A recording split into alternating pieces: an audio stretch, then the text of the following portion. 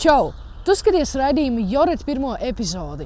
Šajā raidījumā es stāstīšu par aktualitātēm jauniešu vidū. Katrā raidījumā es stāstīšu par 3, manuprāt, visaktuālākajiem notikumiem pēdējās nedēļas laikā. Pavisam nesen Latvijā ienāca Keins limonāde, un pāris nedēļu laikā tā kļuva ļoti populāra. Raidījuma pirmajā sižetā centīšos noskaidrot, kas cilvēkiem tik ļoti patīk šajā limonādē, kur pēc garšas atgādina atšķaidītu kvasu. Pirmais iemesls varētu būt labi pārdomāta reklāma, jo pēdējā laikā Keins reklāma parādās gan Facebookā, gan YouTube'ā un arī televīzijā. Par putni dzied, manuprāt, viņiem arī garšo šis Keins. Un otrs, manuprāt, iemesls ir oriģināls noformējuma veids, jo šī limonāde ir stikla pudelē un uzraksts uz tās ir retro stilā. Bet, manuprāt, šo limonādi varētu uzskatīt par maija garšīgāko dzērienu Latvijā.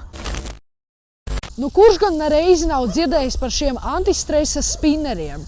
eBayā pēdējā mēnesī šī ir vispieprasītākā prece. Bērni, jaunieši, pieaugušie un seniori pasūta spīdošos, metāla, glancētos, daudzkrāsainos, matētos un daudz citu veidu spinnerus. Īstenībā, kad pajautā kādam spinnera īpašniekam, kāds ir šīs rotaļlietas pielietojums, tad neviens nespēja atbildēt. Bet īstenībā garlaicīgos brīžos griezt spinneri ir daudz foršāk nekā knikšķināt pildspalvu. Tagad es jums parādīšu vienu triku, ko es māku uztaisīt ar šo spinneri.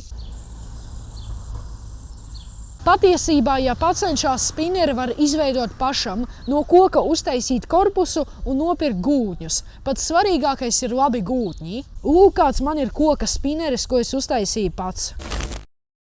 Un trešajā sižetā es pastāstīšu par storijiem. Pag, nav īstā lokācija. Sociālajā tīklā Instagram pirms 2 mēnešiem parādījās iespēja pievienot storiju, jeb fotografiju vai īsu video, kurš ir pieejams 24 stundas, un pēc 24 stundām tas izzūd.